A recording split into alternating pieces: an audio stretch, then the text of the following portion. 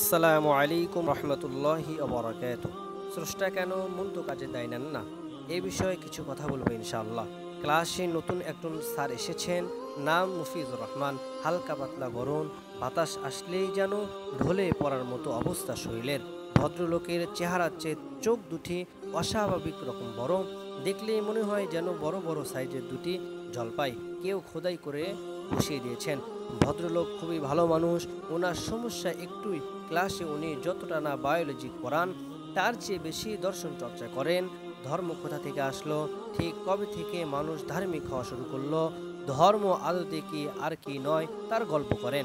আজকে ওনার চতুর্থ ক্লাস পড়াবেন, চতুর্থ সেমিস্টারে পড়ানো হয়। স্যার এসে প্রথমে বললেন গুড মর্নিং। সবাই সমিষ্ট হয়ে বললেন গুড মর্নিং স্যার। এরপর স্যার জিজ্ঞেস করলেন সবাই কেমন আছো। স্যারের আরও একটি ভালো দিক হলো উনি ক্লাসে এসে এভাবে সবার হালত জিজ্ঞাসা করেন। সাধারণত হায়ার লেভেলের যেটা সব শিক্ষক করে না, তারা রোবটের মতো ক্লাসে আসেন, যন্ত্রের মতো করে লেকচার পড়িয়ে বেরিয়ে যান। সেদিন থেকে মুফিজুর রহমান নামই এই ভদ্রলোক অনেকটা অন্যরকম। আবারও সবাই সমিষ্ট উত্তর দিল, কিন্তু গোলমাল বাঁধল এক জায়গায়। শিক্ষার্থীদের মধ্যে কয়েকজন উত্তর দিয়েছে এভাবে, আলহামদুলিল্লাহ ভালো। স্যার কপালের ভাঁজ একটু দীর্ঘ করে বললেন, আলহামদুলিল্লাহ কে কে বলেছ? অদ্ভুত প্রশ্ন। সবাই থতমতে খেলো। একটু আগেই বলেছি স্যার একটু অন্যরকম। প্রাইমারি লেভেলের টিচারদের মতো ক্লাসে এসে বিকট চিৎকার করে গুড মর্নিং বলেন এবং সবাই কেমন আছো জানতে চান। এখন আলহামদুলিল্লাহ বলার জন্য কি প্রাইমারি লেভেলের শিক্ষকদের মতো বেদ দিয়ে পিটাবেন নাকি? সাজিদের তখন তার প্রাইমারি স্কুলের শিক্ষক বাবুল চন্দ্র দাসের কথা মনে পড়ে গেল। এই লোকটার ক্লাসে কেউ দুটোর বেশি হাঁচি দিলেই বেদ দিয়ে আচ্ছা মতো পিটাতেন। ওনার কথা হলো হাঁচি সর্বোচ্চ পরিমাণ দুটি, এর চেয়ে বেশি দেওয়া মানে ইচ্ছে করে বেয়াদবি করা।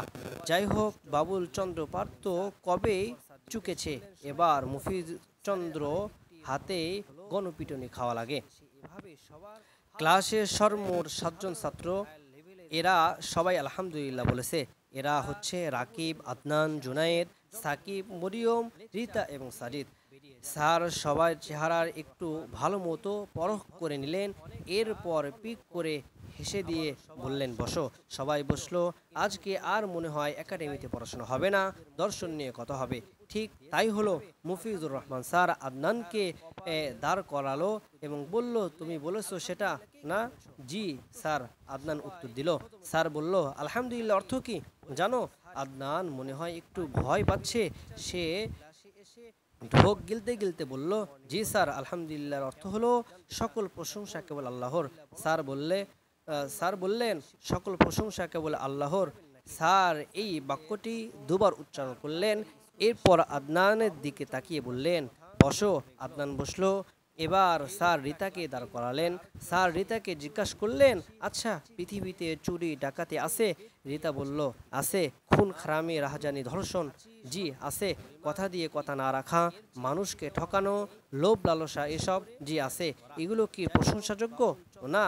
তাহলে মানুষ একটি ভালো কাজ করার পর তার সব প্রশংসা যদি আল্লাহর হয়, এই তো মানুষ যখন চুরি ডাকাতি করে, লোক ঠকায়, খুন খারামি করে, ধর্ষণ করে, তখন সব মন্দ কাজের ক্রেডিট আল্লাহকে দেওয়া হয় না কেন? উনি প্রশংসার ভাগ পাবেন কিন্তু দুর্নামের ভাগ নেবেন না, তা কেমন হয়ে গেল না? রিতা মাথা নিচু করে চুপ করে আসে। আর স্যার বললেন, এখানে ধর্মের ভেলকিবাজি। ঈশ্বর সব ভালোটা বুঝেন, কিন্তু মন্দ থেকে নিজেকে গুটিয়ে নিয়েছেন। আদতে ঈশ্বর বলে কেউ নেই। যদি থাকতো তাহলে তিনি এরকম একচোখো হতেন না। বান্দার ভালো কাজের ক্রেডিট নিজে নিয়ে নেবেন, কিন্তু বান্দার মন্দ কাজের বেলায় বলবেন, ওইটা থেকে আমি পবিত্র, ওইটা তোমার ভাগ।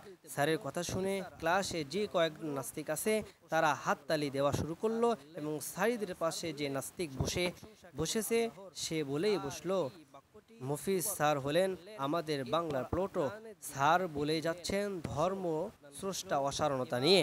এবার সাজিদ দাঁড়ালো এবং স্যারের কথার মাঝে সে বলল, স্যার স্রষ্টা কর্তা এক চোখ নন, তিনি মানুষের ভালো কাজের ক্রেডিট নেন না, তিনি ততটুকুই নেন যতটুকু তিনি পাবেন। ঈশ্বর আছেন, স্যার সাজিদের দিকে একটু ভালো মতো তাকালেন এবং বললেন, শিওর জি। তাহলে মানুষের মন্দ কাজের জন্য কে দায়ী? মানুষই দায়ী। সাজিদ বললেন, "আহ, ভালো কাজের জন্য তাও মানুষই দায়ী।" স্যার এবার চিৎকার করে বললেন, এটাই বলতে চাচ্ছি, ভালো মন্দ এসব মানুষেরই কাজ। সো এর এর সব ক্রেডিট মানুষেরই, এখানে স্রষ্টার কোনো হাত নেই। সো তিনি এখান থেকে না প্রশংসা পেতে পারেন না তিরস্কার। সোজা কথায় স্রষ্টা বলতে কেউ নেই। ক্লাসে পিন পতন নীরবতা। সাজিদ বললেন, মানুষ ভালো কাজের জন্য স্রষ্টা অবশ্যই প্রশংসা পাবেন, কারণ মানুষকে স্রষ্টা ভালো কাজ করার জন্য দুটি হাত দিয়েছেন, ভালো জিনিস দেখার জন্য দুটি চোখ দিয়েছেন, চিন্তা করার জন্য মস্তিষ্ক দিয়েছেন, দুটি পা দিয়েছেন। এসবের জন্য এসব কিছুই স্রষ্টার দান। তাই ভালো কাজের জন্য তিনি সবাই প্রশংসা পাবেন, অবশ্যই প্রশংসা পাবেন। স্যার বললেন, এইগুলো দিয়ে তো মানুষ খারাপ কাজ করতে পারে, তখন এর দায় স্রষ্টা নয়। হা হা হা, তুমি খুবই মজার মানুষ দেখছি, হা হা। সাজিদ বলল, স্যার স্রষ্টা মানুষকে একটি স্বাধীন ইচ্ছা শক্তি দিয়েছে। এটা দিয়ে সে নিজেই নিজেকে কাজ এটা দিয়ে সে নিজেই নিজের কাজ ঠিক করে নেয়, সে কিভাবে ভালো কাজ করবে না মন্দ কাজ। স্যার তিরস্কারের সুরে বললেন, ধর্মীয় কিতাবাদি কথা বাদ দাও man, come to the point and be logical. Sajid বলল, স্যার আমি কি উদাহরণ দিয়ে বোঝাতে পারি ব্যাপারটা? অবশ্যই। স্যার বললেন। সাজিদ বলতে শুরু করলো, ধরুন খুবই গভীর সাগরে একটি জাহাজ ডুবে গেল। ধরুন সেটা বারমুডা ট্রায়াঙ্গেল। এখন কোন ডুবুরি সেখানে ডুব দিয়ে জাহাজের মানুষগুলোকে উদ্ধার করতে পারছে না? বারমুডা ট্রায়াঙ্গেল তো নয়। এই মুহূর্তে ধরুন সেখানে আপনার আবির্ভাব ঘটলো। আপনি সবাইকে বললেন, আমি এমন একটি যন্ত্র বানিয়ে দিতে পারি যেটা গলিয়ে যে কোনো মানুষ খুবই সহজে ডুবে যাওয়া জাহাজের মানুষগুলোকে উদ্ধার করতে পারবে, ডুবুরি কোনো রকম ক্ষতি হবে না। স্যার বললেন, তো ধরুন আপনি যন্ত্রটি তৎক্ষণাৎ বানালেন এবং একজন ডুবুরিকে সে যন্ত্র গলিয়ে লাগিয়ে সাগরে নেমে পড়লে ডুবে যাওয়া মানুষগুলোকে উদ্ধার করতে। ক্লাসে তখন একদম পিন পতন নীরবতা, সবাই মুগ্ধ শ্রোতা, কারো চোখে পলকও যেন পড়ছে না। সাজিদ বলে যেতে লাগলো, ধরুন ডুবুরিটা ডুব দিয়ে মানুষ জাহাজে চলে গেল এবং যেখানে গিয়ে সে দেখলো মানুষগুলো হাঁসফাঁস করছে, সে একে একে সবাইকে একটি করে অক্সিজেন সিলিন্ডার দিয়ে দিল এবং তাদের একজন একজন করে উদ্ধার করতে লাগলো। স্যার বললেন, ধরুন সব যাত্রীকে উদ্ধার করে শেষ করলো এবং বাকি আছে মাত্র একজন, ডুবুরিটা। এবং যখন শেষ লোকটাকে উদ্ধার করতে গেল তখন ডুবুরিটা দেখলো এই লোকটাকে সে আগে থেকে চেনে। এতটুকু বলে সাজিদ স্যারকে প্রশ্ন করলো, স্যার এরকম কি হতে পারে? স্যার বললেন, অবশ্যই হতে পারে। লোকটা ডুবুরি আত্মীয় বা পরিচিত হয়ে যেতেই পারে, অস্বাভাবিক কিছু নেই। সাজিদ বলল, জি। ডুবুরিটা লোকটাকে চিনতে পারলো। সে দেখলো এটা হচ্ছে তার পরম শত্রু। এই লোকটার সাথে তার দীর্ঘদিনের বিরোধ চলছে। এরকম হতে পারে কি স্যার? হ্যাঁ হতে পারে।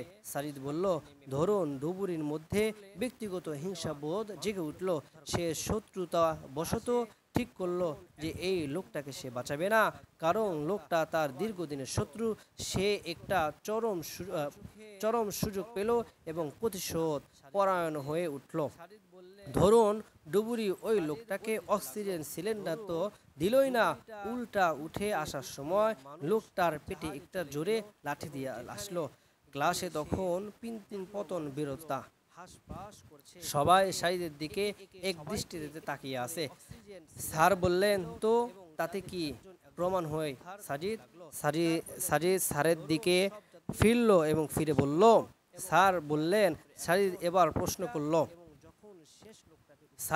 স্যার বলুন তো, এখন এতগুলো ডুবে যাওয়া লোককে ডুবুরি উদ্ধার করে আনলো এবং এর জন্য আপনি কি কোনো ক্রেডিট পাবেন? অবশ্যই। বলল, অবশ্যই আমি ক্রেডিট পাবো। কারণ আমি যদি ওই বিশেষ যন্ত্রটা বানিয়ে না দিতাম তাহলে তো এই লোকগুলোকে কেউ বাঁচাতে পারতো না। সাজিদ বলল, একদমই ঠিক স্যার, আপনি অবশ্যই এর জন্য ক্রেডিট পাবেন। কিন্তু পরবর্তী প্রশ্ন হলো, ডুবুরিটা সবাইকে উদ্ধার করলেও একজন লোককে সে উদ্ধার শত্রুতা বশত উদ্ধার না করে মৃত্যু রূপে রেখে ফেলে এসেছে। আসার সময় তার পেটে জোরে লাঠি দিয়ে এসেছে। এখন স্যার, ডুবুরি এহেন অন্যায়ের জন্য কি আপনিও দায়ী হবেন? ডুবুরির এই অন্যায়ের ভাগটা কি সমানভাবে আপনিও ভাগ করে নেবেন? স্যার বললেন, অবশ্যই না। ওর দোষের ভাগ কেন আমি নিব? আমি তো তাকে এরকম অন্যায় কাজ করতে বলিনি, সেটা সে নিজেই করেছে, সুতরাং এর পুরো দায় তার। সাজিদ বলল, হ্যাঁ। সাজিদ বলল এবং হাসলো। হেসে সে বলল, স্যার, ঠিক এইভাবেই আল্লাহ তাআলা মানুষকে সৃষ্টি করেছেন ভালো কাজ করার জন্য। আপনি যেরকম ডুবুরিকে একটা বিশেষ যন্ত্র বানিয়ে দিয়েছেন, সেরকম সৃষ্টিকর্তাও মানুষকে অনুগ্রহ করে হাত, পা, চোখ, মুখ, মস্তিষ্ক এসব দিয়ে বানিয়ে দিয়ে সৃষ্টি করেছেন, স্বাধীন ইচ্ছা দিয়েছেন।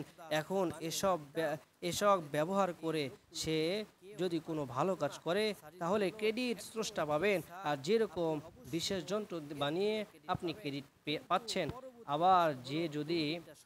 আবার সে যদি এগুলো ব্যবহার করে কোনো খারাপ কাজ করেন তাহলে এর দায় স্রষ্টা নেবেন না। যেরকম অন্যায়ের কারণে আপনার উপর ডুবুরির ওই অন্যায়ের দায় আপনার উপর বর্তায়ন হয়নি। আমি কি বোঝাতে পেরেছি স্যার? ক্লাসে এতক্ষণ ধরে পিনপতন নীরবতা বিরাজ করেছিল। এবার ক্লাসের সকল আস্তিক মিলে একসাথে জোরে হাততালি দেওয়া শুরু করলো এবং স্যার জবাবের আশায় স্যারের দিকে তাকিয়ে আছে। স্যার বললেন, আই গট দ্য পয়েন্ট। এই বলে স্যার সেদিনের ক্লাসের মতো শেষ করে চলে গেলেন। আজকের ঘটনাটি এই পর্যন্তই। সকলে ভালো থাকবেন, সুস্থ থাকবেন। আসসালামু আলাইকুম ওয়া রাহমাতুল্লাহি